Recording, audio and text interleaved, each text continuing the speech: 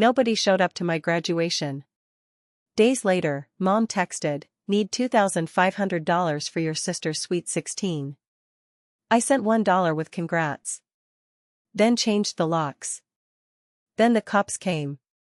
Hey everyone, thanks for clicking on this video. My name is Hazel. I am 28 years old, and my own mother called the police on me to perform a wellness check. All because I finally refused to give her $2,500 for my younger sister's birthday party.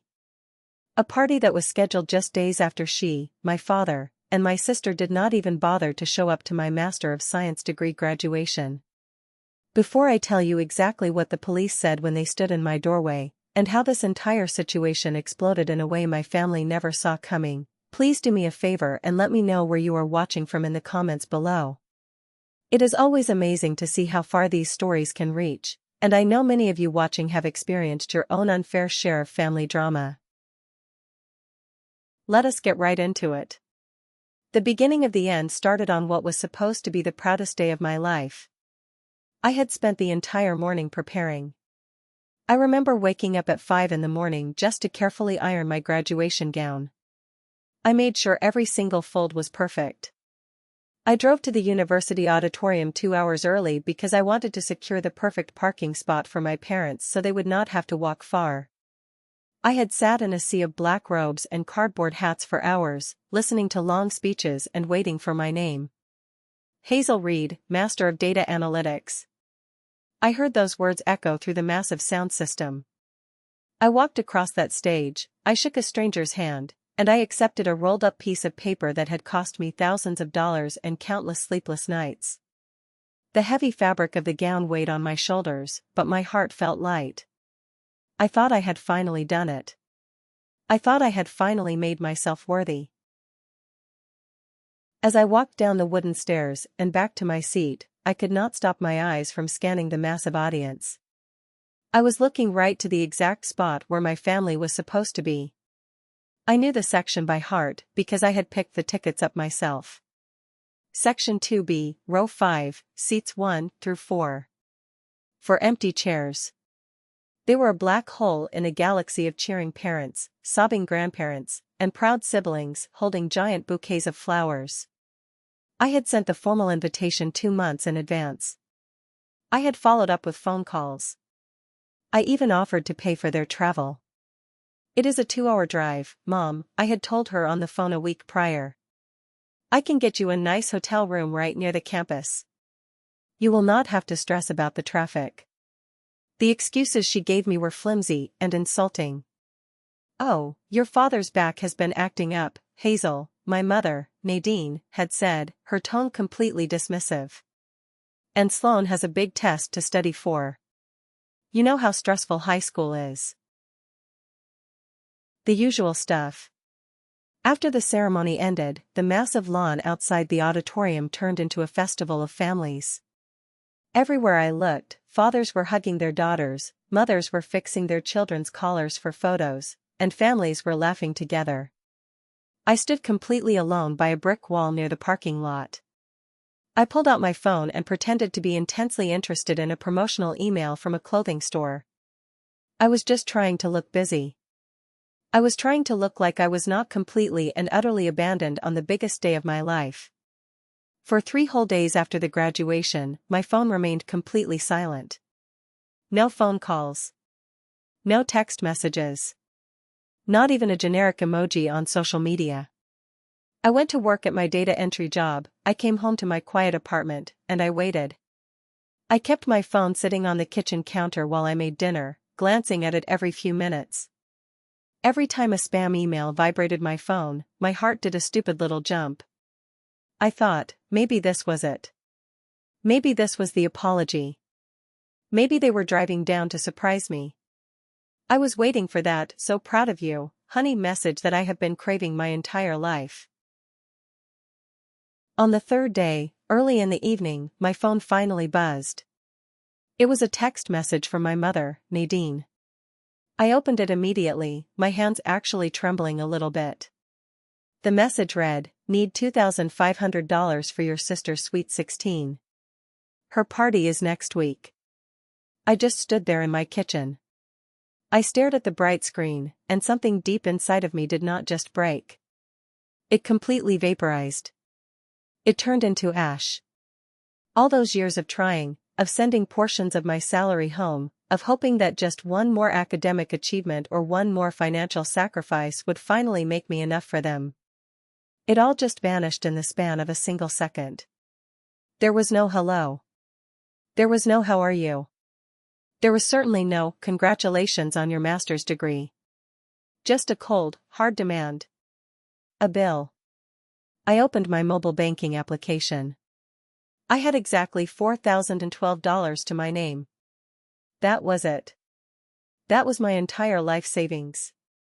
That was the crucial financial cushion I needed to quit my current dead-end job and find a real career in my field.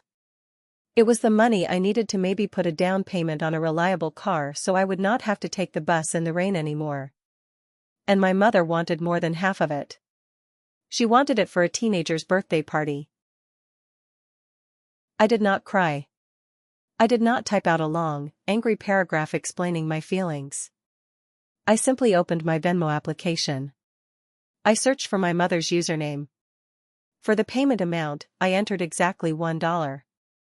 And in the memo line attached to the payment, I typed a single word, congrats. I hit send. As soon as the green confirmation mark appeared on the screen, I opened my phone settings. I blocked my mother's number. I blocked my father's number. I blocked my sister Sloane's number. I went onto every social media platform and restricted their accounts. Then, I opened my web browser and searched for a local emergency locksmith. Less than an hour later, a man named Mike was standing at my apartment door with a heavy tool belt. I watched in total silence as his drill whirred loudly, removing the old brass deadbolt from my front door. The very door my mother had a spare key to. When Mike handed me the shiny new silver keys, the cold metal pressing into my palm, I felt a strange, profound sense of peace wash over my entire body. I locked the door from the inside and slid the security chain into place. That beautiful, quiet peace lasted for exactly 2 hours. It was around 8 o'clock at night when the loud, authoritative knock shook my front door. It was not the soft, polite knock of a neighbor asking to borrow sugar. It was a heavy, demanding pounding that made the wood vibrate. I froze in the middle of my living room. I slowly walked to the door and pressed my eye against the peephole. 2 uniformed police officers were standing in my hallway. My blood ran completely cold.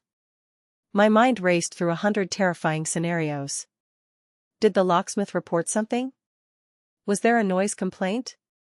I unlocked the deadbolt with a trembling hand and opened the door just a few inches, keeping the security chain attached. "Can I help you, officers?" I asked, my voice barely above a whisper. The older of the 2 officers, a man with tired eyes and a thick gray mustache, spoke first. "Are you Hazel Reed?" "Yes," I answered.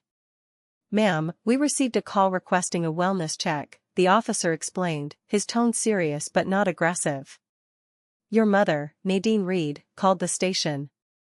She stated that you were acting erratically, that you were not answering your phone, and she was highly concerned that you might be a danger to yourself." A danger to myself. The words hung in the stale air of the apartment hallway. They were so utterly absurd, so deeply poisonous, that I actually let out a dry, humorless laugh. It was the most brilliant, twisted move I could have ever imagined.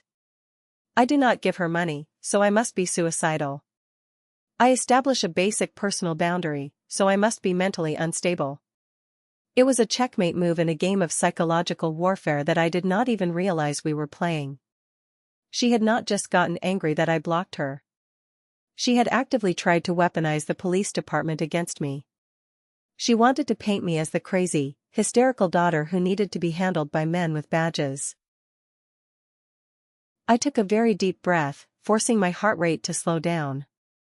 I unhooked the security chain and opened the door fully so they could see me clearly. "Officers," I said, keeping my voice incredibly flat and steady. "I can assure you with absolute certainty that I am perfectly fine. My mother is just very upset with me. We had a financial disagreement earlier today.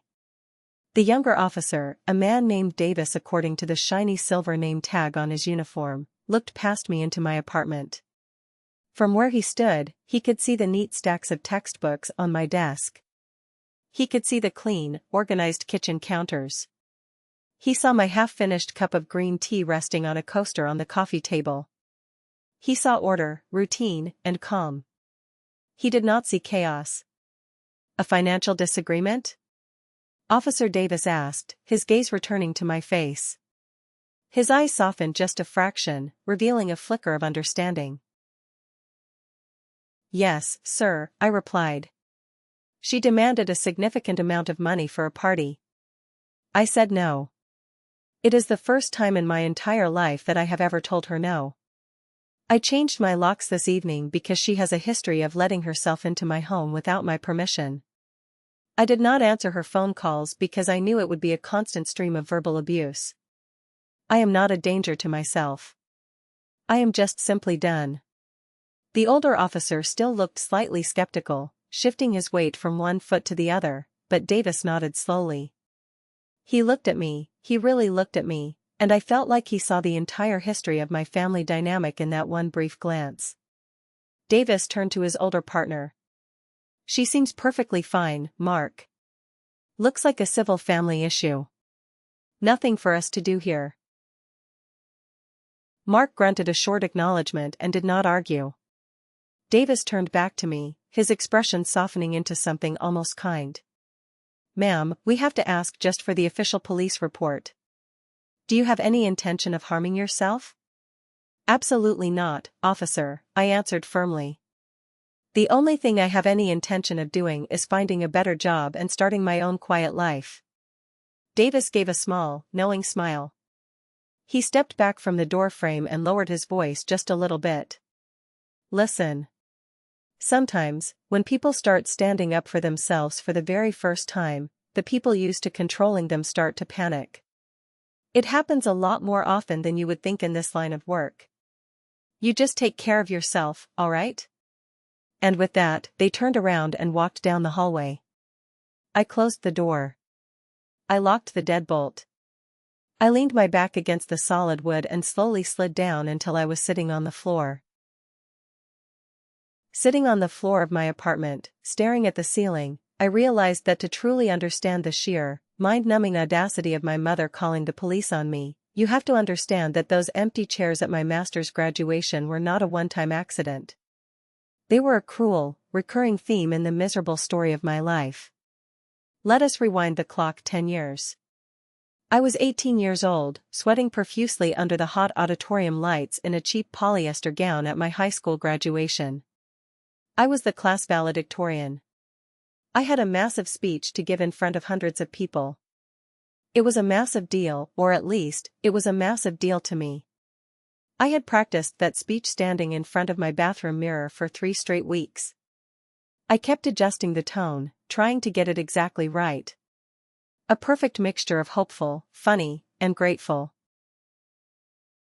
I even wrote a section expressing gratitude to my parents. Writing that specific paragraph felt like swallowing dry sand, but I wrote it in anyway because that is what a good daughter is supposed to do. My parents never set up a college fund for me. They never helped me with my homework. But I still wanted to publicly thank them. When it was my turn, I walked up to the wooden podium. I adjusted the microphone. From that elevated stage, I could see the entire crowd laid out before me. I saw my best friend Jolene's family in the second row. Her dad was holding up a giant digital camera, grinning from ear to ear. I saw the parents of my classmates waving frantically and holding up colorful signs. And then I looked to the middle section on the right side. I saw the specific block of seats my family had reserved. 3 empty, folding chairs. My mother, my father, and my sister Sloane were nowhere to be found. I swallowed the massive lump in my throat.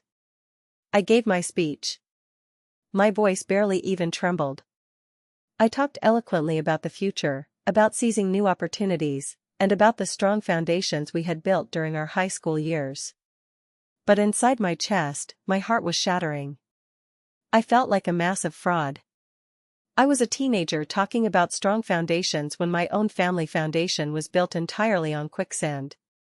2 hours later, after the ceremony ended and I was walking home alone, my cell phone finally rang. It was my mother. "Oh, sweetie, I am so sorry," she said through the speaker.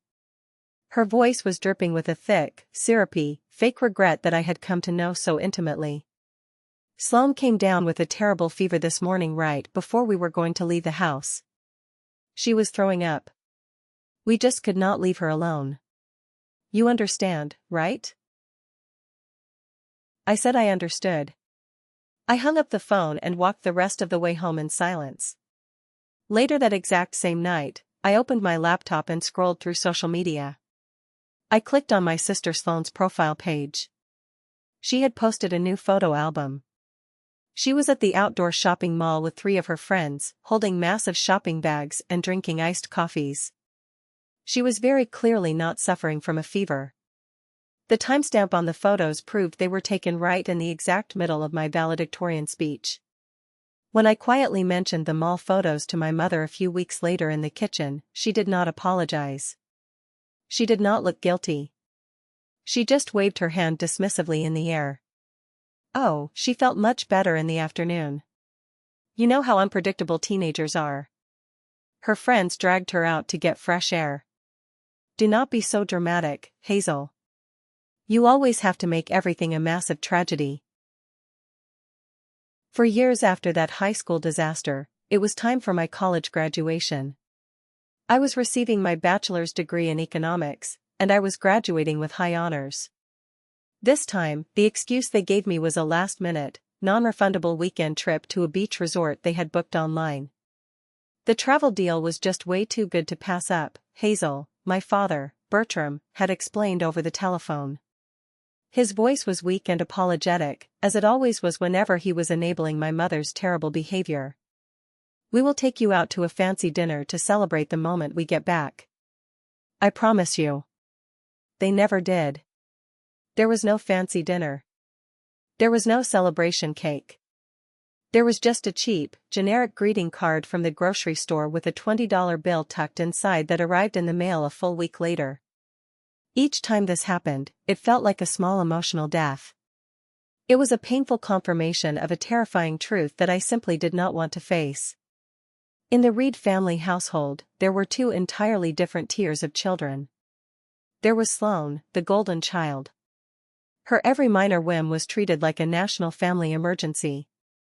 If Sloane sneezed, my mother would take off work. And then there was me. I was the support system. I was the financial bedrock. I was the one who was strictly expected to understand, to sacrifice silently, and to always be the mature adult in the room. My academic and personal achievements were never treated as milestones to be celebrated. They were just expected of me. They were line items on a checklist that proved I was highly self-sufficient and, therefore, fully capable of providing more money for them. My role in the family, the specific character I had been permanently cast to play since I was a young teenager, was the human ATM machine. It started when I was 16 years old. I got my very first real job working the early morning shift at a local Starbucks before I had to go to high school. The distinct smell of burnt espresso beans and steamed vanilla milk still triggers a weird anxiety in my stomach to this day. I would wake up at 4 in the morning, put on that green apron, and stand on my feet for hours before sitting in a classroom. I was so incredibly proud of that first paycheck. It was for exactly $184.32. I remember holding the printed check in my hand and feeling like an absolute millionaire. I honestly thought I would put the money in a savings account. I wanted to start building my own college fund because I knew for an absolute fact that my parents were not putting a single penny aside for my education. That beautiful dream lasted for exactly 1 week. The text messages from my mother started as small, seemingly innocent requests. "Hey sweetie, can you pick up 2 gallons of milk and some bread on your way home? I am a little short on cash today." I would do it, of course. I wanted to be helpful. I wanted to be a good daughter. Then, the requests slowly became larger. Sloane desperately needs new cleats for her soccer team. They cost $150. Can you help out just this once? I will pay you back on Friday. Friday would come and go. The repayment money never appeared. When I would gently ask about it, I would be met with sighs and lectures about how tight money was and how family members do not keep score. Soon enough, the polite pretense of ever paying me back vanished entirely. The text messages from my mother stopped being questions and became direct commands. Sloane's friends are all going to the pop concert downtown. The ticket is $80. Send it to my account. The school trip to the science museum is $50. She needs it in an envelope by tomorrow morning. Her phone screen cracked again because she dropped it in the driveway. The repair shop wants $200. It was a relentless, exhausting cycle. I was working 20 grueling hours a week on top of my high school classes, and my checking account balance was constantly hovering right near zero. My grades in chemistry and history started to slip a little bit because I was perpetually exhausted. I was falling asleep at my desk. Meanwhile, Sloane, who was 4 years younger than me, had the newest brand name clothes, the latest smartphone model, and she never had to work a single day in her life. Her entire luxurious lifestyle was being directly funded by my 4 o'clock in the morning wake-up calls and my precious weekends spent dealing with angry coffee shop customers who screamed at me because they wanted extra foam on their lattes. Once, and only once, I tried to firmly say no. I was 17 years old and desperately trying to save up enough money to buy a new laptop for my freshman year of college. The computer I had was ancient, heavy, and could barely run a basic word processing program without freezing and crashing. I had finally saved up almost $400. My mother walked into my bedroom one evening and asked me for $300 to pay for a weekend cheerleading camp for Sloane. I cannot do it, Mom, I said, my voice shaking a little bit because I was terrified of her anger. I am saving that money for a computer for school. I really need it for my classes next year. The silence that filled my bedroom was icy and suffocating. My mother stood in the doorway, her eyes narrowing. Then came the guilt trip. It was a weapon she had honed to a razor-sharp edge from years of constant practice. Oh, she said, her voice dripping with thick, theatrical disappointment. I see how it is. So, your little sister's happiness does not matter to you at all. She will be the only girl on the entire cheer squad who cannot go to the camp. She will be completely devastated and left out. But I guess your little laptop is much more important than your own sister's heart. I raised a very selfish daughter. I caved. Of course, I caved. I could not handle the heavy blanket of guilt she threw over me. I transferred the $300 to her account that very night.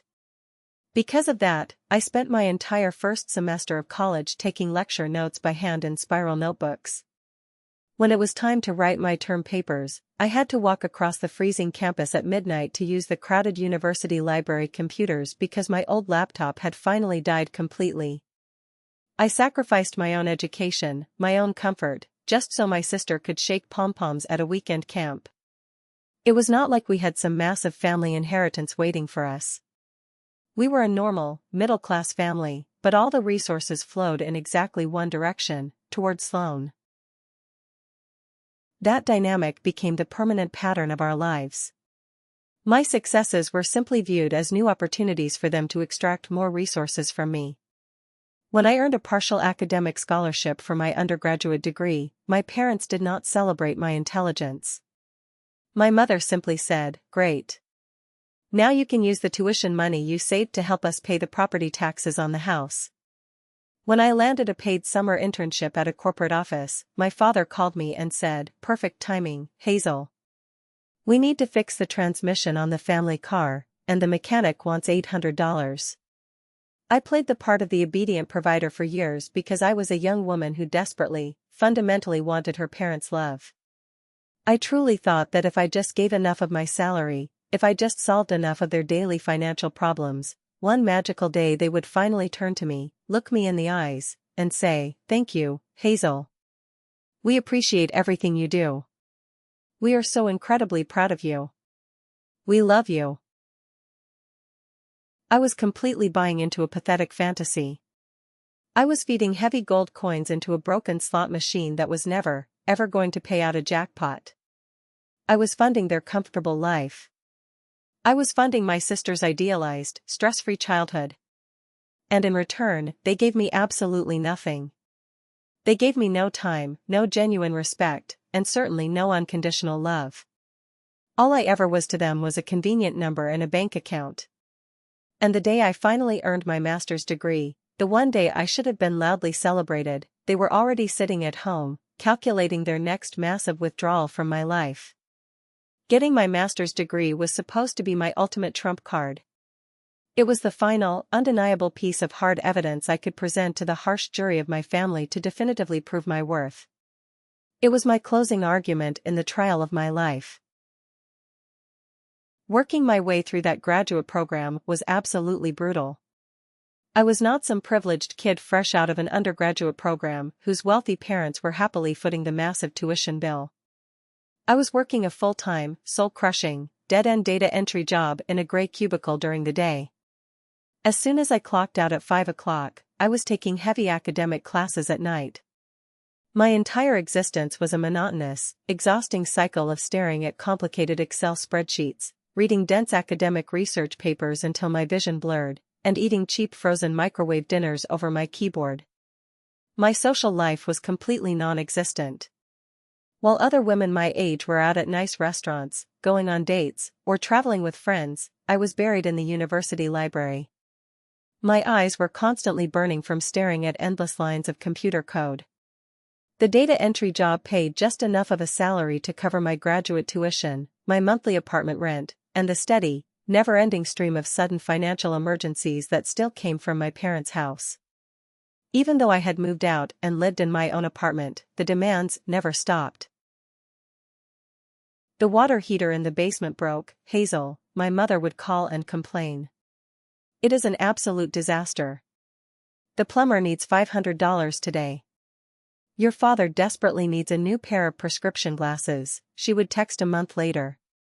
Insurance does not cover the good frames. Transfer $300. I kept paying them. I kept sending my hard-earned money because, in my exhausted mind, this master's degree was the absolute finish line. I convinced myself that once I had that fancy piece of paper with the gold seal, everything in my family dynamic would magically change. A master's degree in data analytics from a highly respected university was not just a piece of paper to me. It was a powerful symbol. It meant the potential for a high salary. It meant professional respect. It meant I would no longer be just Hazel, the quiet girl who is good with computers and pays for groceries. I would be Hazel Reed, Master of Science. I thought I would finally earn a promotion in the eyes of my parents. I vividly remember imagining the specific moment I would call them to tell them I had been officially accepted into the rigorous graduate program. I pictured them gasping. I thought they would be absolutely floored by my ambition. Instead, when I made the phone call, my mother's very first question was, "Are the tuition payments going to affect how much money you can help out with for Sloane's new car insurance policy?" Still, I stubbornly held on to the fantasy. Whenever I felt like quitting the program, I pictured graduation day in my head. I saw my mother, Nadine, standing in the crowd, dabbing a proud tear from her eye with a tissue. I saw my father, Bertram, pulling me into a tight hug and giving me a firm handshake. I even pictured Sloane looking up to me with something other than her usual bored indifference. I imagined them finally, truly seeing me. Not as the human ATM, not as the reliable financial backup plan, but as me. Their daughter. Their flesh and blood. This tragic fantasy was the only fuel that got me through the late-night study sessions, the crushing academic workload, and the profound, aching loneliness of my 20s. The thought of finally earning their pride was a delicious carrot dangling on a very long, very exhausting stick. So, when I mailed out those thick, embossed graduation invitations 2 full months before the actual ceremony, it felt like I was mailing out golden tickets to my own royal coronation. It was my formal, desperate request for them to finally show up. To finally acknowledge the 16 years of financial and emotional sacrifice I had laid at their feet. I even called them on a Sunday evening a week later just to make absolutely sure they received the envelopes in the mail. "Oh, yes, we got the heavy envelopes, honey," Nadine had said, her voice sounding incredibly distracted. I could hear the television blaring in the background. "I stuck them on the refrigerator with a magnet." "It is on a Saturday afternoon, right?" "Well, we will just have to see what is going on with Sloane's social schedule that weekend. She might have a pool party to attend." Even then, even with that shockingly casual dismissal of my life's greatest achievement, I held out a desperate, foolish hope. This was a master's degree. It was the absolute culmination of everything I had bled and sweat for. I was pushing all of my emotional chips into the center of the table, betting my entire heart on the incredibly slim chance that, this one time, they would choose me. And just like any desperate, addicted gambler, I completely ignored all the giant, flashing neon signs telling me that the deck had been rigged against me from the very start. Now, sitting on the hardwood floor of my apartment after Officer Davis and his partner walked away, the crushing weight of reality finally settled over me. I did not cry. I did not scream into a pillow. Instead, the terrified, panicked energy that had been buzzing in my veins when the cops knocked completely evaporated. The deep, agonizing pain of the empty graduation chairs and the sheer betrayal of the wellness check simmered inside my chest and rapidly cooled into something much harder. It cooled into something sharp, focused, and incredibly dangerous. It cooled into pure purpose. I stood up from the floor. I wiped my hands on my jeans.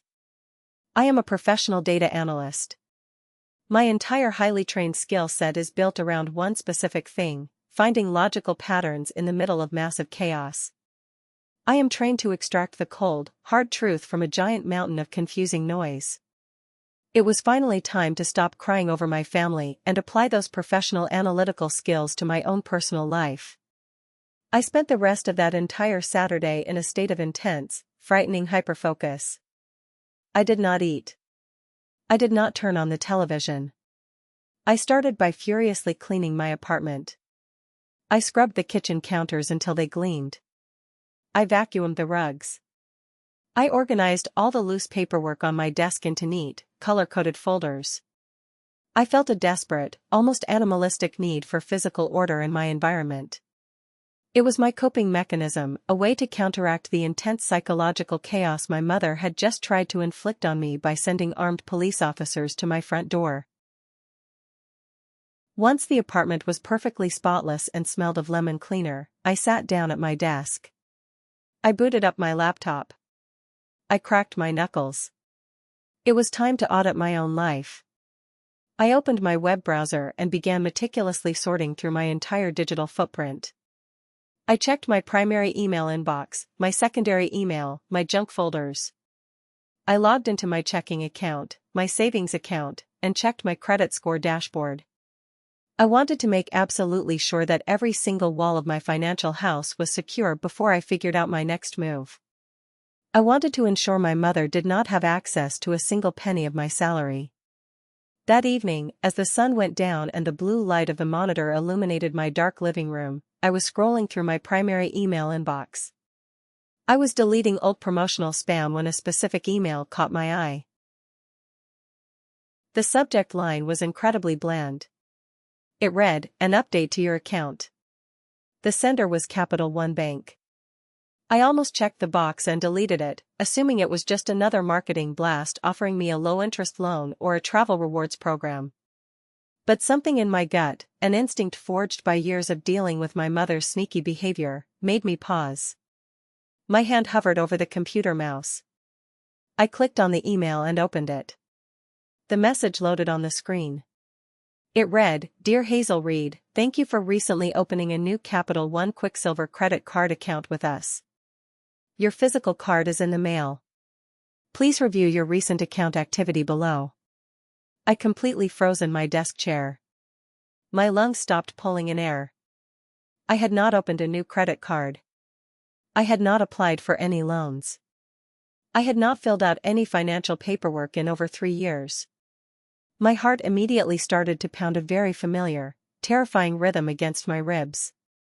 It was the exact same panic I used to feel when my mother would ask for money I did not have. I immediately opened a new tab in my browser and navigated to the official Capital One online banking portal. I typed in my social security number and passed the identity verification steps. The dashboard loaded. And there it was. Listed right there on the bright white screen, directly underneath the secure checking and savings accounts that I strictly managed, was a brand new line of credit. Capital One Quicksilver. Opened 2 weeks ago. I clicked on the blue hyperlink to view the account details. The current outstanding balance loaded in bold red numbers. $1,874.32. My blood literally turned to ice in my veins. The room started to spin slightly. I grabbed the edge of my desk to steady myself. Almost $2,000 in debt had been magically generated under my name in the span of 14 days. I scrolled down with a trembling finger to view the itemized transaction history. I needed to see exactly where this money was going. The very first charge was for $1,200. The vendor name listed was Enchanted Events and Catering. The second charge was for $450. The vendor was Party Palace Rentals.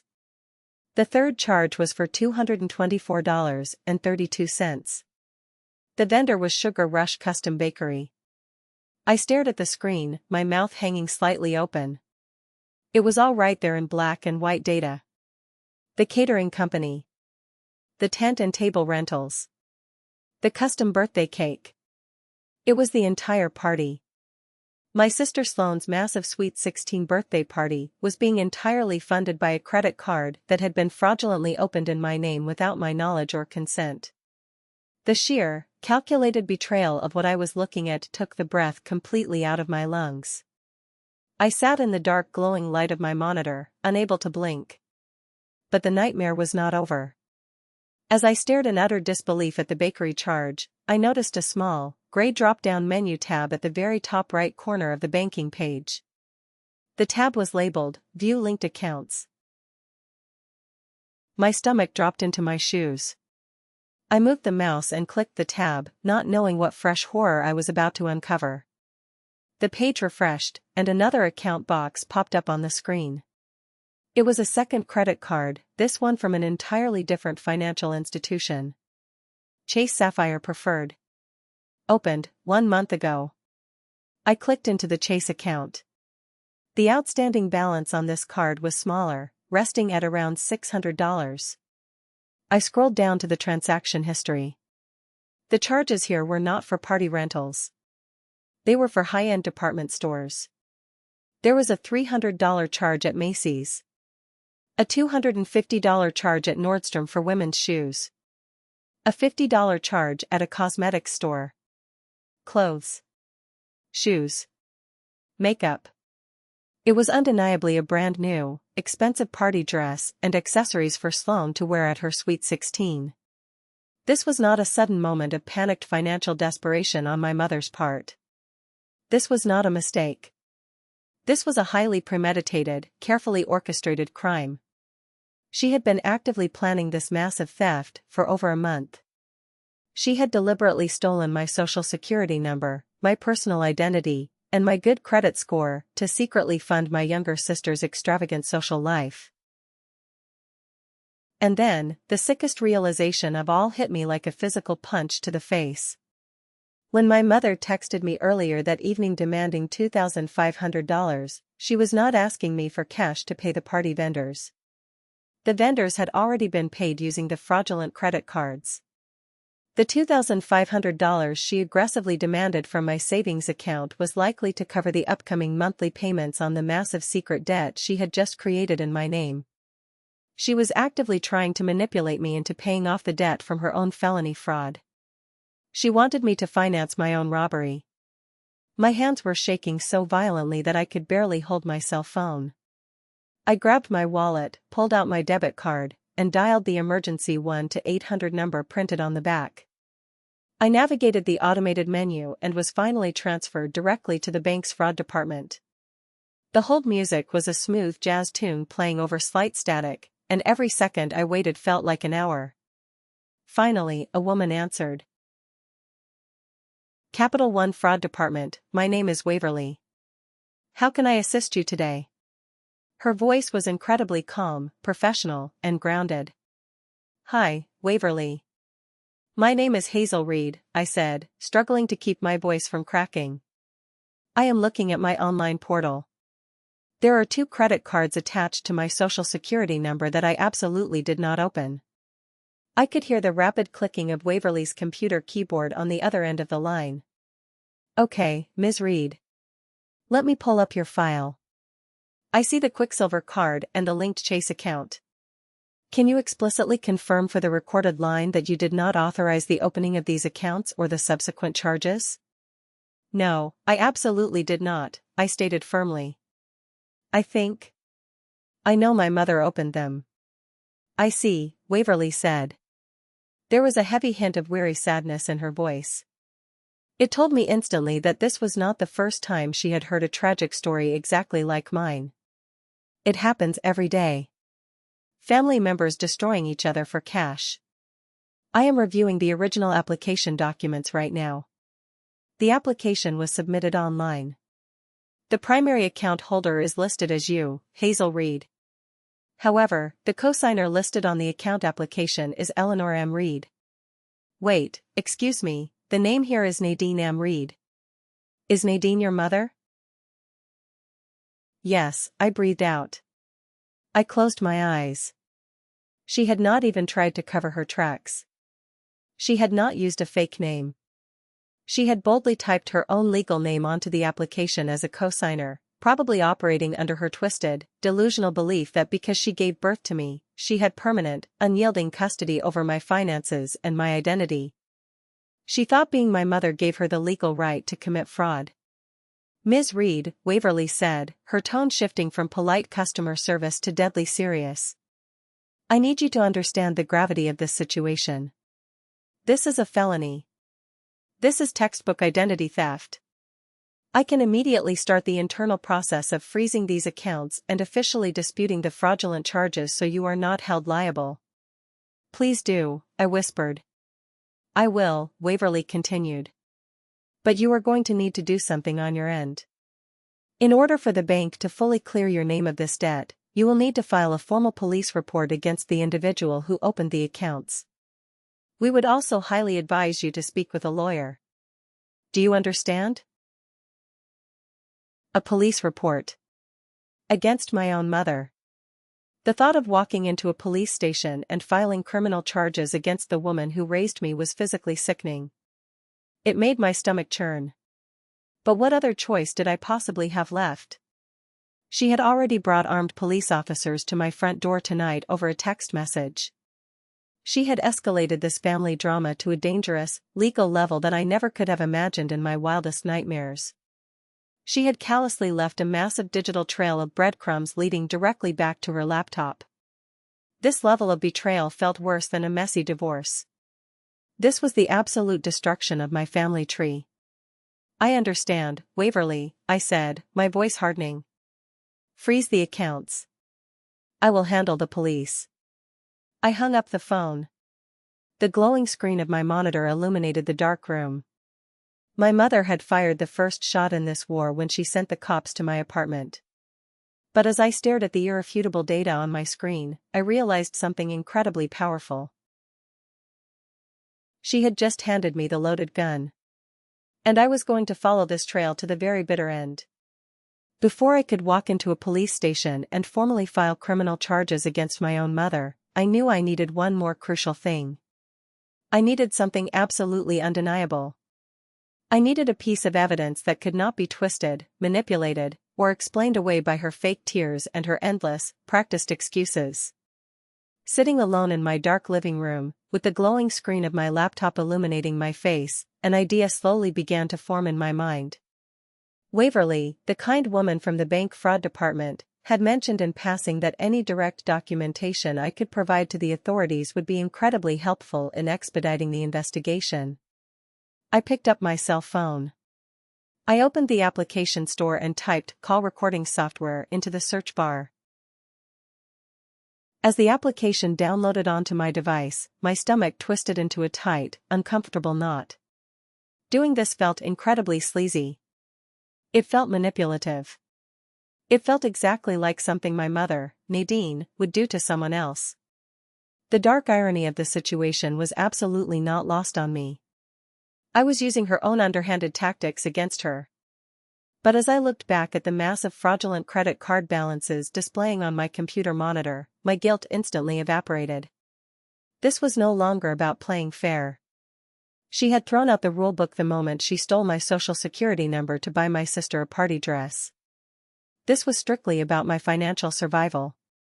She acted like she still had full legal custody over me and my bank accounts, and I needed to prove otherwise. I opened my phone settings and navigated to my blocked contacts list. I unblocked my mother's cell phone number.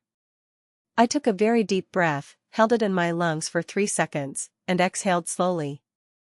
I pressed the green call button. The phone rang exactly 1 time before she picked it up. "Hazel?" Her voice came through the speaker. It was a thick, syrupy blend of fake relief and immediate accusation. "Oh, thank heaven. I was so incredibly worried about you. The police officers called me back and said you were okay, but I just had to hear it from you. Why on earth would you scare me like that? Why did you lock me out?" I stared at the blank wall across my living room, focusing every single ounce of my energy on keeping my vocal cords relaxed. I needed my voice to sound as flat, emotionless, and harmless as possible. "I am perfectly fine, Mom," I said smoothly. "I am actually calling you about something else entirely." "Oh?" she asked. I could practically hear her posture relaxing through the phone. She thought she had won. She thought the wellness check had successfully intimidated me into submission. "Yeah," I continued, injecting a tone of mild, innocent curiosity into my voice. "I was just doing some personal accounting, and I was looking at my official credit report online. The funniest thing happened. The report says I have 2 brand new credit cards open. A Capital One card and a Chase card. I do not remember opening them." There was a brief, sharp pause on the other end of the telephone line. It was a tiny, microscopic crack in her perfect facade. "Oh, that," she finally said. Her voice was just a little bit too casual, a little bit too breezy. "I was actually going to tell you about that tomorrow." "You were?" I asked, allowing my voice to drip with false confusion. "Well, yes, when I was helping you," she said. The supreme confidence was rapidly returning to her tone. I could vividly picture her standing in her kitchen, waving her hand dismissively in the air. She was comfortably shifting right back into her most familiar, well-worn role. The ultimate family martyr. The loving mother who only ever does what is absolutely best for her ungrateful, dramatic children. "You are young, Hazel," my mother lectured smoothly. "You desperately need to build your credit history. A good credit score is very important for your future. I was doing you a massive favor." I actually had to cover my mouth with my hand to physically stop myself from screaming into the microphone. "You honestly think that opening 2 separate credit cards in my name, maxing them out on party supplies, and buying a fancy dress is building my personal credit?" I asked, keeping my tone deceptively calm. "Do not be so incredibly dramatic, Hazel," she scoffed loudly into the phone. "It is for your sister. It is for the family. You should be extremely grateful that you are finally in a position to help pay for Sloane's Sweet 16. We never had a massive family inheritance to rely on, so we have to rely on each other. We are a family. It is family money. What is yours is ours." And there it was. That was the line. That was the rotten, poisoned core of her entire twisted philosophy. The specific words that had cruelly governed my entire existence since I was a teenager working the morning shift at a coffee shop. What is yours is ours. She never built a college fund for me, but she fully expected me to fund her luxurious lifestyle. My own voice came out of my throat colder than I ever expected it to. The innocent, curious daughter routine was completely over. "No, Mom," I said, slowly and deliberately enunciating every single syllable so the recording application would capture it perfectly. "What is mine is mine. And what is yours is currently under an active criminal investigation." The dead silence that followed my statement was the most incredibly satisfying sound I had ever heard in my entire 28 years of living. It was heavy. It was complete. It was entirely filled with the dawning, suffocating horror of her sudden realization. She had walked blindly, arrogantly, right into my trap. What did you just say to me?" she stammered. Her voice was suddenly thin and trembling. "I said that I am actively speaking with the bank fraud department," I replied, feeling my posture straighten. "And they take this sort of thing very seriously. Identity theft is a federal felony, Mom." She started sputtering frantically. The confident, condescending matriarch was instantly replaced by a panicked, desperate mess. "You would not dare," she hissed, her voice rising in pitch. "You would not do that to your own mother. You are maliciously destroying this family over a simple misunderstanding." "No," I said, and a strange, powerful calm settled completely over my mind and body. "You destroyed this family the exact moment you decided my identity and my future were worth less to you than a party for Sloan." I pulled the phone away from my ear and pressed the red button to end the call. I looked down at my phone screen. The little red light on the application indicated that the phone call had been successfully recorded. I pressed save. I renamed the audio file to a single word, evidence. And for the very first time in a long, painful time, I felt like I had some real, tangible power back in my hands. She had carelessly handed me the knife. And now, I just had to decide exactly when and where to use it. The next 24 hours were an absolute blur of calculated, methodical movements. I was no longer the emotional, wounded daughter crying over empty chairs at a graduation ceremony. I was a strategist.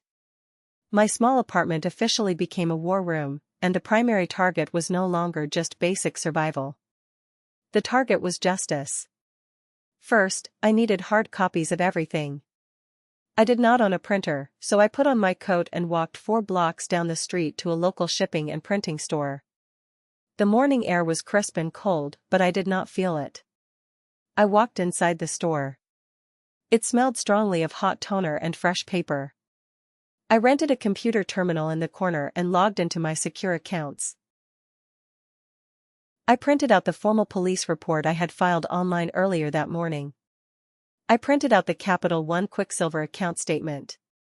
I printed out the Chase Sapphire account statement. I grabbed a bright yellow highlighter from the store counter and meticulously highlighted every single fraudulent charge. The catering. The tent rentals. The expensive shoes. The designer makeup. I purchased a crisp, stiff manila folder, placed all the documents inside, and paid the cashier. Next, I needed to arrange the meeting. I walked back to my apartment, picked up my cell phone, and called my best friend, Jolene. She picked up on the second ring. "Hey, Hazel, are you doing okay?" Jolene asked, her voice laced with genuine concern. She was the one person who knew exactly how toxic my family was. "I am doing much better than okay, Jolene," I said. "I need a massive favor. Can I borrow your cell phone for 10 minutes? I need to call my father, and my number is blocked on his end. Or rather, I blocked him, and I do not want to unblock him just to make one call." Jolene drove over to my apartment immediately. We sat on my living room couch, drinking hot coffee from ceramic mugs. She watched me with wide eyes as I laid the thick manila folder on the coffee table. I dialed my father's cell phone number using her device. His voice was incredibly weary when he answered.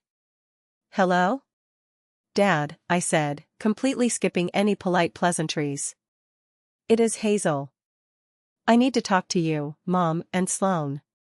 All together. In person." "Hazel, your mother is an absolute wreck," my father sighed heavily into the phone. She said you are accusing her of terrible, horrible things. She has not stopped crying since last night. I am not accusing her of anything she did not actually do, I stated flatly, ignoring his attempt to make me feel guilty. I have undeniable proof. We can either discuss this quietly as a family first, or we can let the local police department and the bank fraud investigators handle it from here on out. It is entirely your choice. The blunt threat worked immediately. He quickly agreed to meet. We decided to meet at a neutral location. It was a quiet, generic diner situated exactly halfway between my apartment and their suburban house. It was a public place with sticky vinyl booths and terrible coffee, a place where nobody could scream or throw a tantrum without making a massive public scene. After I hung up the phone, Jolene looked at me. Are you absolutely sure you want to do this, Hazel? You know exactly how she operates. She will twist everything around. She will try to make you look like the villain. I know she will try, I said, looking down at the pile of evidence resting on my table. But this time, I have the literal receipts. I need to see their faces when they finally realize I am not backing down. I need to do this for myself. All right, Jolene said, squeezing my shoulder warmly. Call me the second you walk out of those diner doors.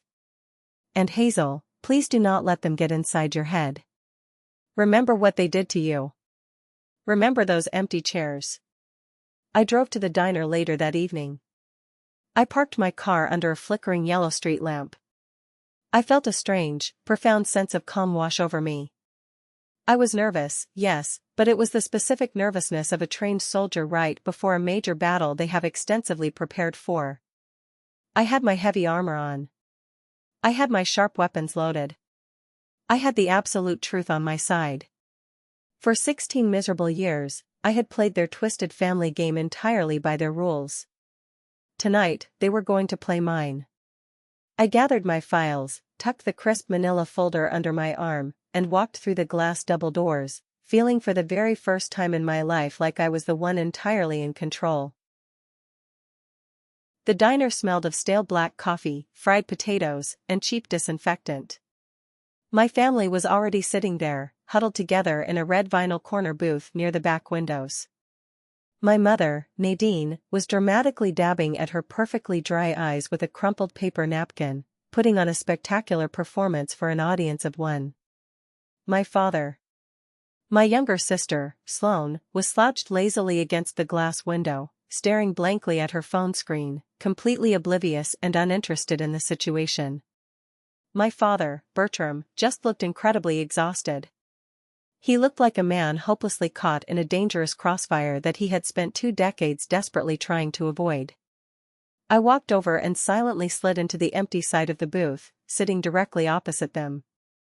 Thanks for coming, I said simply. This is completely insane, Hazel, my mother began immediately. Her voice was a theatrical, harsh whisper. Telling the bank I am a criminal? Filing a police report against your own flesh and blood? After absolutely everything I have sacrificed and done for you? I did not take the emotional bait. I did not argue. I simply opened the manila folder and slid the very first document across the sticky table. It was the highlighted Capital One statement. I pushed the yellow highlighter over with it so she could read clearly. Page 2, I instructed, pointing at the paper. The charge for $1,200 to Enchanted Events and Catering. Did I authorize that transaction, Mom? She glanced down at the paper, her eyes darting nervously, and quickly pushed it away. I told you on the phone. I was building your credit score. I slid the next document over. The Chase Bank statement. What about these? The massive charges at Macy's and Nordstrom.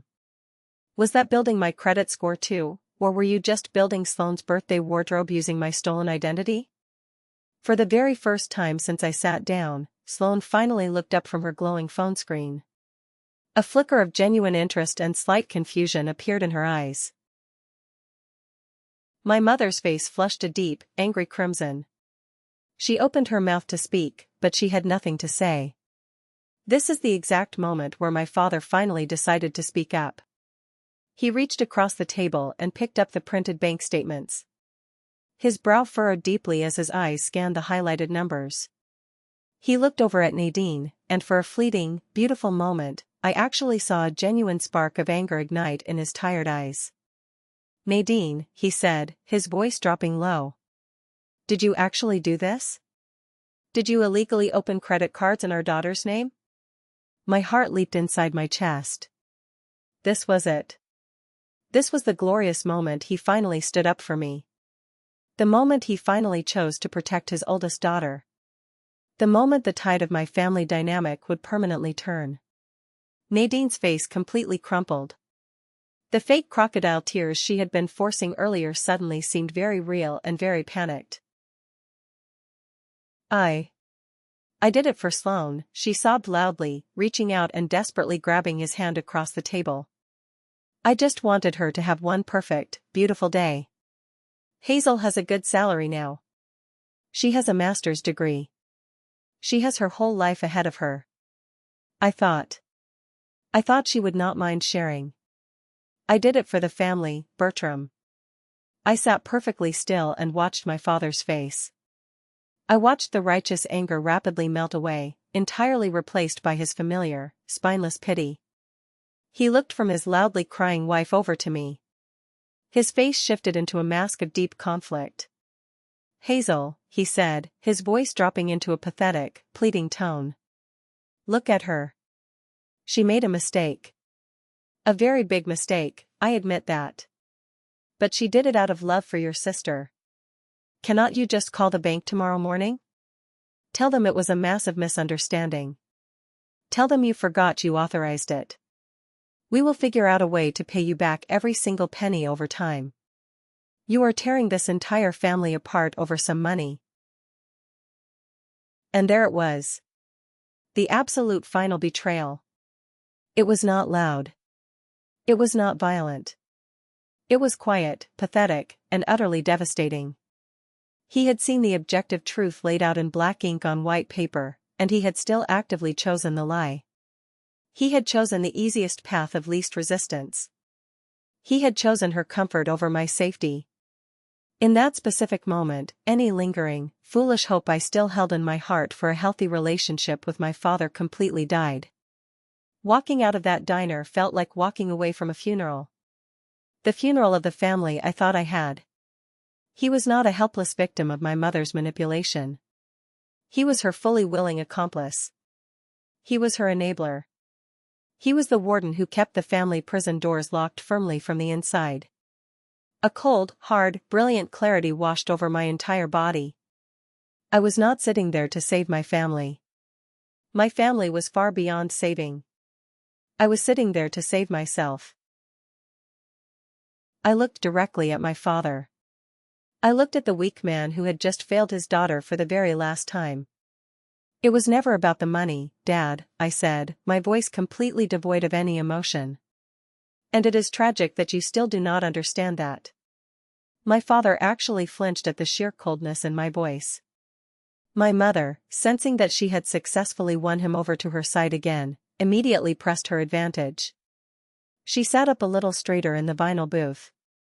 The tears magically dried up from her cheeks in less than a second. "See, Bertram," she said, her voice dripping with toxic vindication. "She is just being incredibly cruel. She actually enjoys doing this to us. She wants to see her own mother in trouble. She is selfish."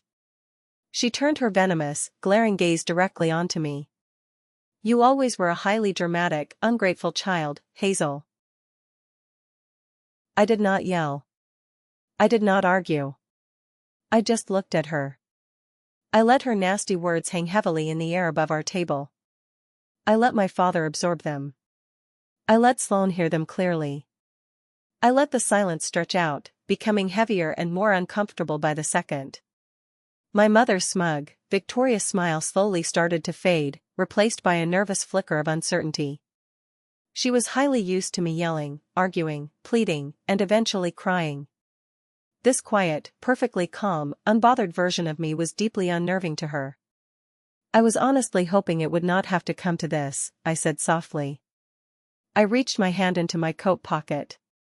I was hoping that seeing the physical proof in black and white would be enough for you to finally tell the absolute truth. To simply apologize. But you just cannot do it, can you? I pulled my cell phone out of my pocket. I unlocked the screen. My thumb hovered directly over the audio application. You did not just make a little mistake, Mom, I said, leaning forward. You committed a federal felony. And you were so incredibly proud of your cleverness that you even confessed to it. Her face went completely pale. What are you talking about? I am talking about our phone call yesterday evening, I said clearly. The one where I specifically asked you about the new credit cards. If you've made it this far, please do me a favor, like the video and comment number 1 down below. It lets me know how awesome you are and shows that you're right here with me on this journey.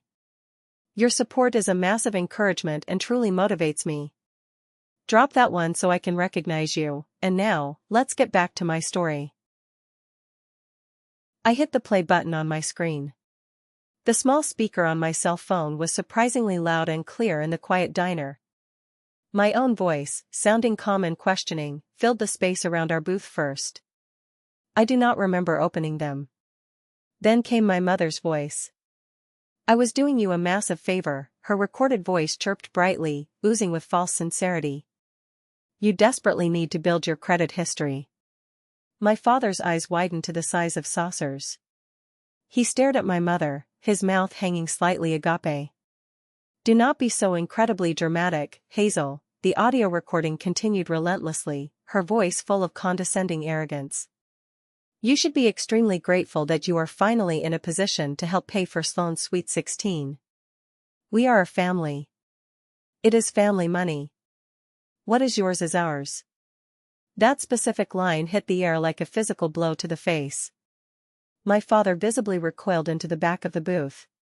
Sloane, for the very first time in her life, looked up from her phone, her eyes wide with genuine shock. She was finally listening. She was finally seeing how the sausage was made. I let the recording continue playing all the way to my final, cold statement. What is mine is mine. And what is yours is currently under an active criminal investigation. The silence that followed the end of the recording was absolute. We were a family of 4 frozen in a tragic, pathetic tableau of public disgrace. The only sound in the entire building was the distant, rhythmic clatter of ceramic dishes coming from the diner kitchen. My mother stared down at the cell phone resting on the sticky table as if it were a highly venomous snake preparing to strike her. Her face had rapidly transitioned from a sickly pale to a blotchy, furious red. The beautiful, carefully crafted mask of the caring, martyred mother had been completely incinerated in a matter of seconds. It left behind only the ugly, raw, exposed face of a con artist who had just been undeniably caught in the act. You recorded me without my permission, she whispered harshly. Her voice was physically trembling with an intense, uncontrollable rage. That is highly illegal. You cannot use that. In our state, the law only requires one-party consent to record a conversation. And I enthusiastically consented, I said calmly, flawlessly reciting the legal fact I had researched on the internet an hour before arriving at the meeting. I knew you would lie to Dad. I knew you would try to twist the narrative to make yourself the victim. So, I simply let you bury yourself with your own words. And you did it beautifully. I looked over at my father. He would not even meet my eyes. He was staring directly at his wife with a look of horrified, profound disillusionment that I had never seen on his face before. He finally saw her. He finally saw the manipulative, cruel woman I had been dealing with in the dark my entire life. I stood up from the vinyl booth. My legs felt steadier and stronger than they had in years. I am officially done here, I said, my voice ringing clear and strong in the quiet space. I have already given this exact audio recording to the bank fraud investigators. They are rapidly moving forward with the case. I highly suggest you find a very good lawyer, Mom. You are going to need one. I left the manila folder of printed evidence sitting on the table. I did not need it anymore. I had the digital copies. I turned my back to them and walked straight out of the diner glass doors. I did not look back over my shoulder even once. The crushing, suffocating weight of their entire world was no longer resting heavily on my shoulders. It was their massive problem now. All of it. I walked to my car, unlocked the door, and slid into the driver's seat. I gripped the steering wheel and let out a massive, shaky breath. A tear finally escaped my eye, but it was not a tear of sadness.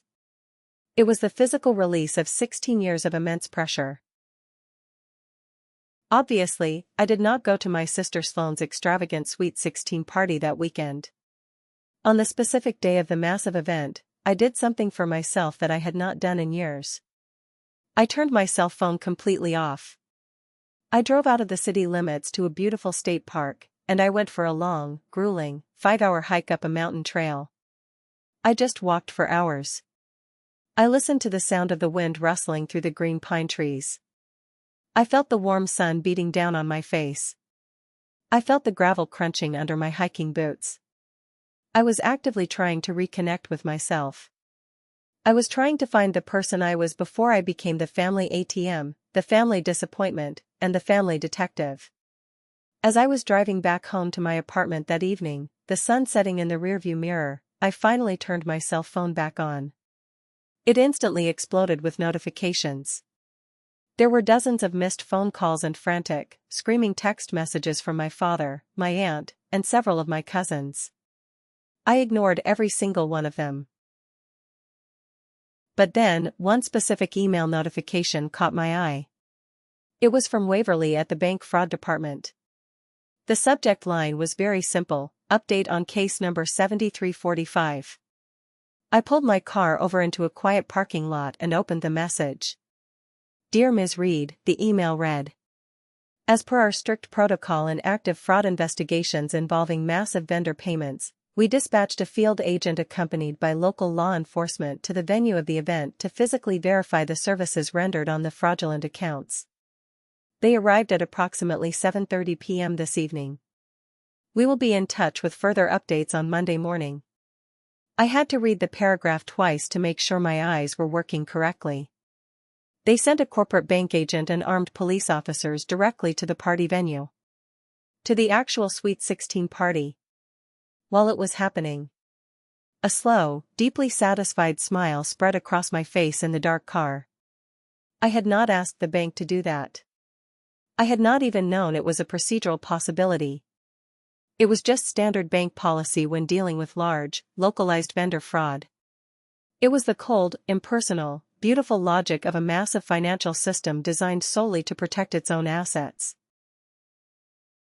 Later that week, I got the full, glorious story in scattered bits and pieces from a cousin who had been sitting at one of the tables. The Sweet 16 party was in full swing. The rented ballroom venue was completely draped in expensive pink and silver silk fabrics. A professional DJ was playing loud pop music. Sloane was standing in the center of the room in her brand new, illegally funded designer dress, happily holding court with all her high school friends. My parents were gracefully playing the role of the proud, incredibly generous hosts, sipping champagne and accepting compliments. And then, 2 uniformed police officers and a man wearing a sharp gray suit walked through the main double doors. They did not purposefully make a massive scene. They were quiet and professional. They walked directly up to my father near the buffet table and asked to speak with him and his wife in private. But in a crowded room full of 100 teenagers and gossiping suburban parents, privacy simply does not exist. The music faltered and stopped. Conversations died down immediately. Every single person in the room stopped and stared. My cousin said you could literally see the color aggressively drain from my mother's face. The man in the suit, the bank field agent, pulled out a clipboard and started asking very loud, very pointed questions about the specific credit card used to pay for the venue rentals. He repeatedly used heavy legal words like fraudulent account, stolen identity, and felony theft. The party guests could not hear every single detail, but they definitely heard enough. The shocked whispers started to ripple quickly through the massive crowd. The Sweet 16 party, which was supposed to be the absolute crowning achievement of my mother's social calendar, the ultimate, shining testament to her perfect, wealthy family, had instantly become an active crime scene. The DJ, sensing that the mood in the room had drastically shifted from a joyous celebration to a public humiliation, quietly began packing up his expensive audio equipment. Guests started making awkward, uncomfortable excuses about needing to wake up early and began slipping quickly out the front door. Within 30 short minutes, the grand, decorated ballroom was nearly empty. Sloane was reportedly sitting in a chair in hysterical tears. Not because of the massive financial fraud, but because her perfect, Instagram-worthy party had been ruined. My mother, for the very first time in her entire life, was completely speechless. Her pristine social reputation, the one specific thing she valued far more than the mental health of her own daughter, was being systematically dismantled right in front of all her neighborhood friends. There was absolutely no way for her to spin this narrative. There was no way to play the poor, suffering victim. The harsh truth had shown up uninvited to the party, and it had completely shut the whole thing down. It was a spectacular, beautiful, karmic implosion. And the absolute best part of the entire situation? I had nothing to do with it. I was miles away, breathing fresh mountain air. All I did was tell the truth to a bank employee. The natural consequences, for once in my life, had finally landed squarely on the right doorstep. The days immediately following the disastrous party were a chaotic storm of voicemails and text messages. Most of them were coming from my father. His tone had rapidly shifted from pleading with me to outright, unhinged desperation. The intense public humiliation had finally done what my years of private, silent pain never could. It had made the massive problem very real for him. I let his frantic phone calls go straight to voicemail for 2 full days. I desperately needed the silence. I needed to let the emotional dust settle in my own head before I ever engaged with their toxic chaos again. Finally, on the 3rd afternoon, I saw a call coming in from his number, and on a sudden impulse, I answered it. I immediately put the phone on speaker mode and set it on the kitchen counter. I wanted to be able to physically walk away from the device if I needed to. Hazel, thank God, he said immediately. His voice was rough and raspy, like he had been yelling. Hazel, you have to stop this right now. You have to call the bank back and tell them it was all a massive misunderstanding. Please. I was silent for a long moment, simply listening to the sheer panic radiating in his voice. There is absolutely no misunderstanding, Dad, I said calmly. She stole my identity. That is a federal crime. It is not a silly family squabble over Thanksgiving dinner. Your mother is completely falling apart, he pleaded. She is not eating anything. She is not sleeping. She is a total mess. My aunt later told me the stress of the debt almost pushed my parents toward a messy divorce. The bank is aggressively demanding full repayment of the balances immediately, or they are going to press formal charges. We do not have that kind of money lying around, Hazel. Not after paying for the other parts of the party. The bitter irony of that last statement was so incredibly thick I could have choked on it. That sounds entirely like her problem, I said, leaning against the counter. She bought the ticket. She gets to take the ride. This is destroying us, he yelled suddenly, his voice cracking with emotion. Is that what you truly want? Do you want to destroy your own family? And that is the exact moment when the absolute last tiny bit of sympathy I might have still harbored for him completely evaporated into thin air. He still did not get it. He was not calling to apologize for his wife stealing my identity. He was not calling to ask how I was coping with the betrayal. He was calling to perform desperate damage control. He was calling to try and magically shove the angry genie back into the bottle, to desperately manipulate me into going back to my designated, comfortable role as the family shock absorber. Let me be very clear with you, Dad, I said, my voice as hard and cold as solid steel. The family was already completely destroyed. It was destroyed every single time you stood silently by and watched her use me as a human bank account. It was destroyed every single time you let her prioritize a teenager's party over my academic graduation. You did not have my back then, and I certainly do not have yours now. This is the direct consequence of your own actions. Both of you. He started to argue. He started to bring up the past, desperately trying to talk about the good times that I honestly could not even remember. I cut him off mid-sentence. I am not setting myself on fire just to keep you warm anymore, I said clearly. This conversation is over. Do not ever call me again. I reached forward and hung up the phone. I immediately blocked his number again. It felt entirely different this time. It was not a hasty act of anger.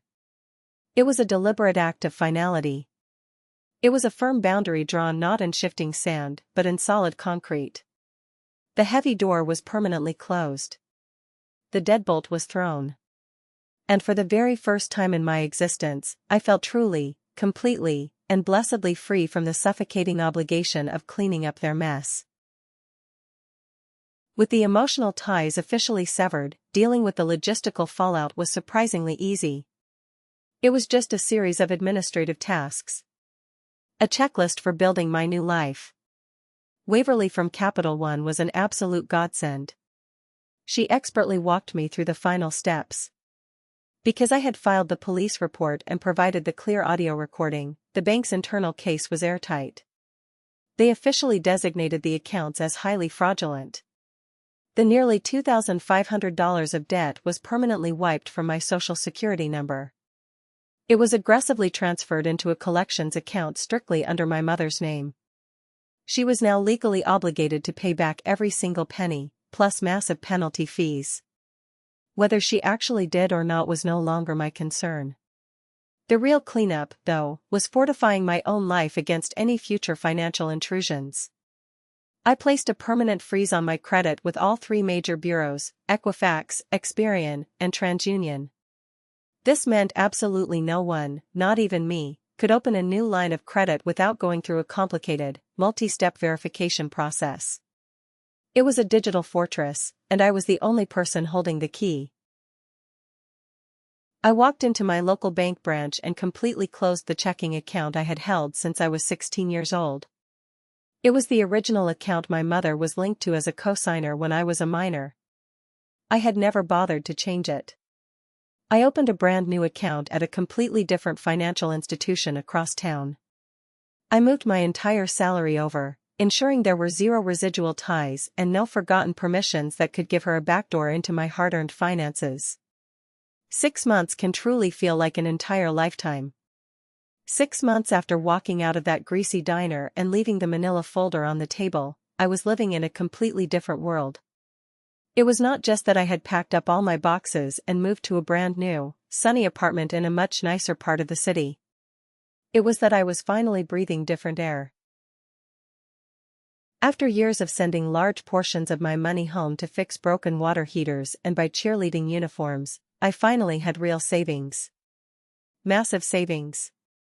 It allowed me to confidently quit my dead-end data entry job and focus all of my energy on finding a career that actually utilized my master's degree.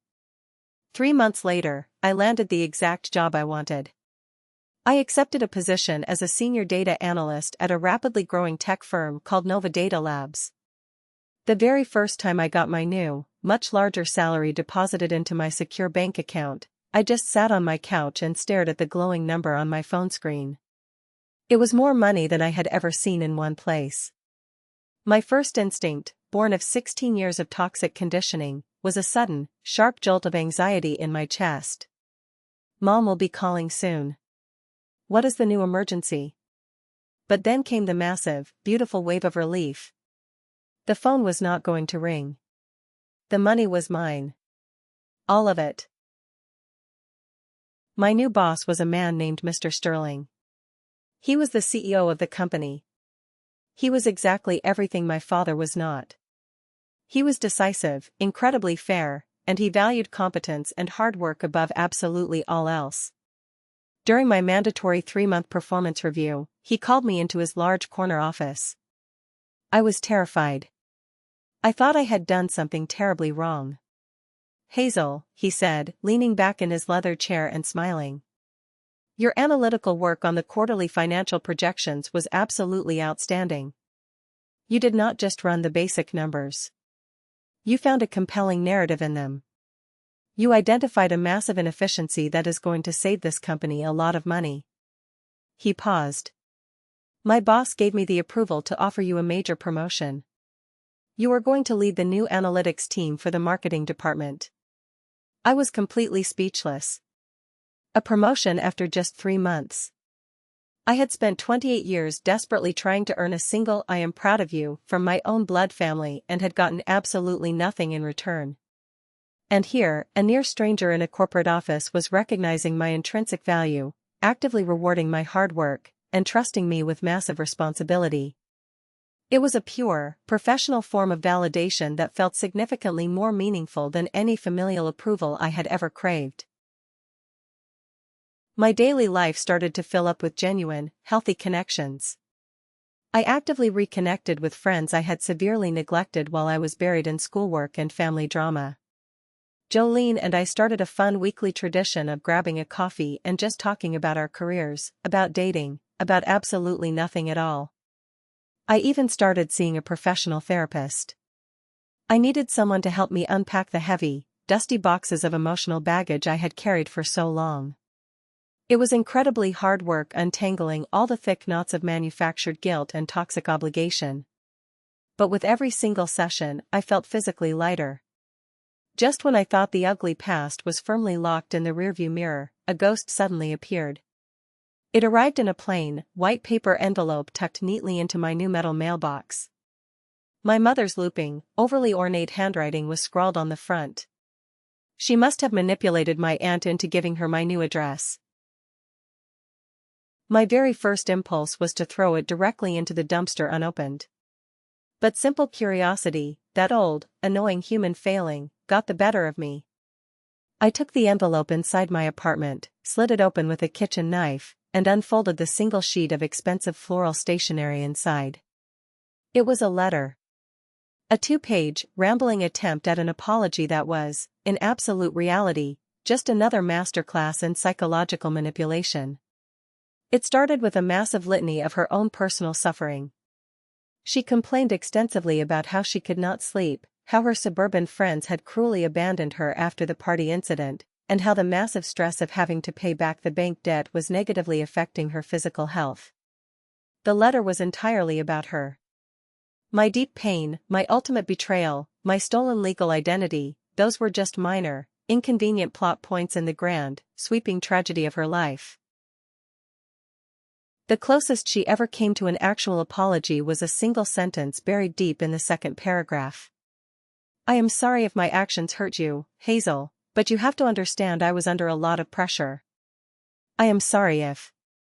The classic, toxic non-apology. It was not I am sorry for what I maliciously did. It was I am sorry you were too sensitive and got your fragile feelings hurt. She was still blaming me. Even now. The letter ended with a desperate plea for me to fix everything, claiming that family is forever. The old Hazel would have felt a sharp pang of guilt. The old Hazel would have focused entirely on the word forgive and tortured herself over her own unwillingness to do so. The old Hazel would have felt the crushing weight of their happiness settle right back onto her tired shoulders. But I was not the old Hazel anymore. I read the letter and I felt absolutely nothing. Not anger. Not sadness. Not even pity. It was exactly like reading a spam email. The words were printed on the page, but they held absolutely no power over me anymore. They were just a pathetic, transparent attempt to regain access to my bank account. I walked over to the kitchen counter where I kept a small, electric paper shredder for destroying junk mail. I briefly thought about writing back. I thought about sending her a massive itemized bill for 16 years of unpaid emotional and financial labor. Instead, I did something far more powerful. I did absolutely nothing. I fed her floral letter directly into the spinning blades of the shredder. I watched in silence as her flowery, manipulative words and empty, fake apologies were violently sliced into meaningless, confetti-like strips of garbage. It was a quiet, highly anticlimactic act, but it was the absolute truest response I could ever give her. Her toxic words, her weaponized guilt, her twisted version of family, they no longer had a place in my clean apartment. They were junk mail, and they belonged firmly in the trash. My absolute silence was my final, undeniable answer. My home office is not massive. It is just a small, wooden desk tucked into the corner of my bright living room. But it is my absolute favorite spot in the entire apartment. It is the exact place where I am actively building my new, peaceful life, one single line of data code at a time. On the painted wall directly above my computer monitor, I have 3 specific things hanging in simple, elegant black frames. The first item is my master's degree. For a very long time I could not even look at that piece of paper without feeling a massive wave of sadness for the lonely, abandoned day it represented. But now, I see it entirely differently. It is not a symbol of their cruel rejection. It is a symbol of my absolute resilience. I earned that degree. I paid for it. I did it for myself, entirely by myself. The second item is my plastic employee ID badge from Nova Data Labs. It is just a cheap piece of plastic with my awkward, smiling photo printed on it. But to me, it is undeniable proof. It is proof that my professional skills have immense value. Proof that respect and a fair salary can be earned through actual merit, not begged for through endless sacrifice. And the third thing, hanging right in the middle of the other two, is the heavy, old brass deadbolt lock from my very first apartment. The one the emergency locksmith replaced. It is severely tarnished and covered in scratches. But to me, it is the most beautiful thing in the room. It is not a symbol of locking my toxic family out. It is a powerful symbol of finally letting myself in. It represents the exact moment I actively chose my own peace, my own sanity, and my own beautiful future. It is the key to the amazing life I have right now. My journey was never about malicious revenge. It was never about actively destroying my parents. It was simply about reaching a breaking point where I was forced to choose between their luxurious comfort and my own basic survival. And for the very first time in my entire life, I chose myself. It was the hardest and the absolute best decision I ever made. Those 4 empty chairs they left at my graduation ceremony ended up being the greatest, most profound gift they ever gave me. Because the agonizing pain of that absence forced me to finally stand up, turn around, and walk away into a beautiful life of my own making. A life where I am highly valued, deeply respected, and most importantly, completely free.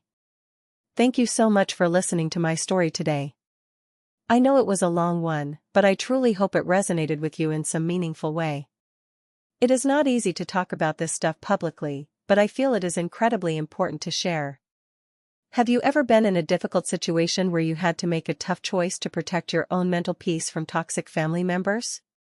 I genuinely love to hear about your experiences.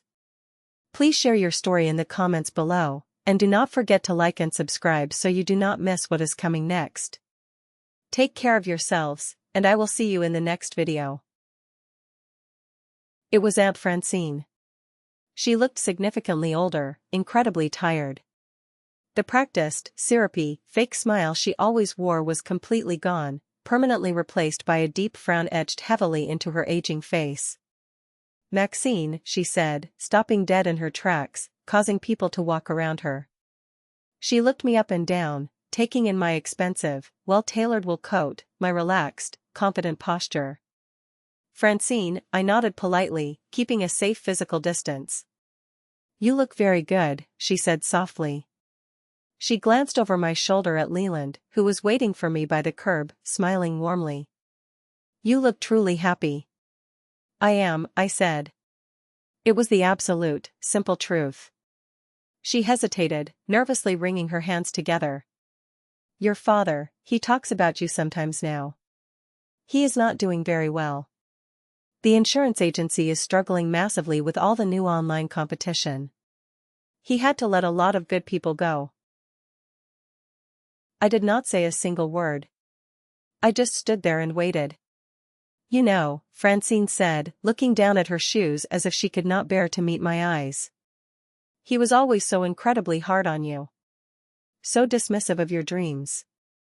But do you actually know why? Because he vastly preferred Daphne, I said flatly. The old words now tasted like a simple, boring statement of historical fact, not an open wound. No, Francine said, and she finally looked up at me.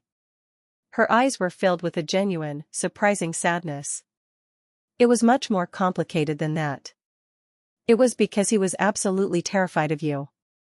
I frowned, shifting the coffee tray. The words simply did not compute in my brain. Terrified? What on earth are you talking about?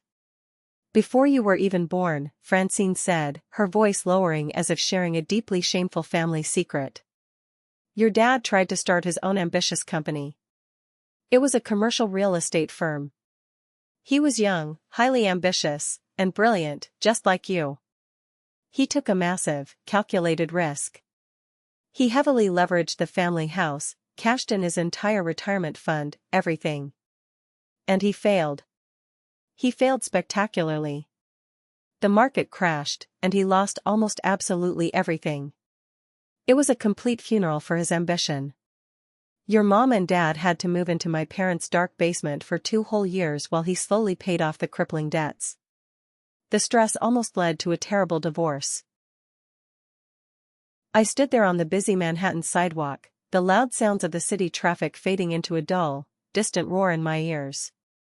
I had never, ever heard this story in my life. He was utterly humiliated, Francine continued, her voice a near whisper. He was broken. He decided right then and there that extreme financial safety was the only thing that mattered in this world.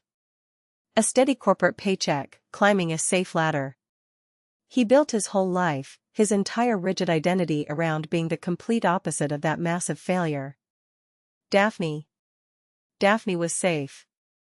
Daphne blindly followed the established rules. Daphne did exactly what she was told to do. She was the perfect daughter who would never, ever repeat his terrible mistake. She took a shaky, deep breath. But you were completely different, Maxine. You were a wildfire. You were constantly taking weird risks, teaching yourself complex things he did not understand, building something from absolutely nothing in your dark bedroom. You painfully reminded him of his own massive failure, of the ambitious, dreaming young man he used to be before the cruel world broke him in half. Every single time he looked at you, he saw the terrifying ghost of the part of himself that crashed and burned. So, he tried his hardest to push you down. He tried to make you safe by actively making you small. He was trying to protect you, in his own twisted, awful, destructive way, from suffering the exact same fate. It all clicked into place in my mind. The obsession with a safe reality, the intense hatred of my dreaming, the constant pushing of the safe corporate path for Daphne, the cruel dismissal of my passions. He was not just blindly favoring my sister. He was desperately trying to kill the risk-taker inside of me because he could not stand to look at the painful reflection of his own deepest regret. It obviously does not make it right, Francine said softly, tears finally welling in her tired eyes. It was incredibly cruel, and it was deeply wrong. But I just thought you should finally know the truth. He is not a monster, Maxine. He is just a very broken, terrified man who was scared of the world. Thank you for telling me the truth, I said. My voice was gentle. Are you going to call him? She asked, a tiny sliver of desperate hope in her voice. He has lost so much pride. I looked over at Leland. He was still smiling, waving at me to hurry up so the coffee would not get cold, entirely unaware of the massive tectonic plates of my past that were shifting under my feet. He was my beautiful present. He was my bright future. No, I said. The word was solid, certain, and unmovable. I am not going to call him. I realized in that exact moment that finally understanding his deep pain did not obligate me to let him back into my life to cause me more damage. I could completely forgive him from a safe distance. I could deeply pity him, but I absolutely did not need him. The heavy book of my childhood was finally, truly closed forever.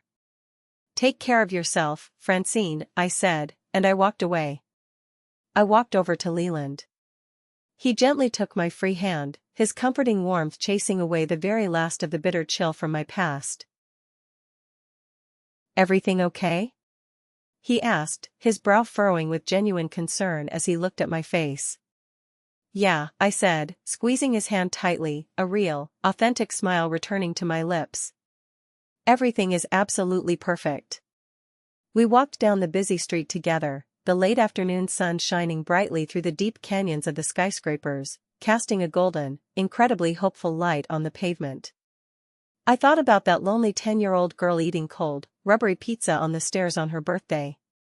I wanted to reach back through time and sit right next to her in the dark.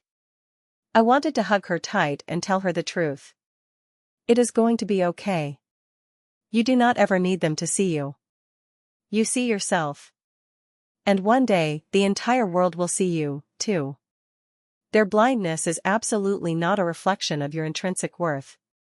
True success is not just about the money. The $180 million is fantastic, I will absolutely not lie to you. It bought me total freedom from worrying about rent, about medical bills, about the crushing cost of merely existing. But the real, profound success, the true wealth, was that specific moment at the Thanksgiving table when I finally stood up, pushed my chair back, and absolutely refused to accept their toxic narrative of me anymore.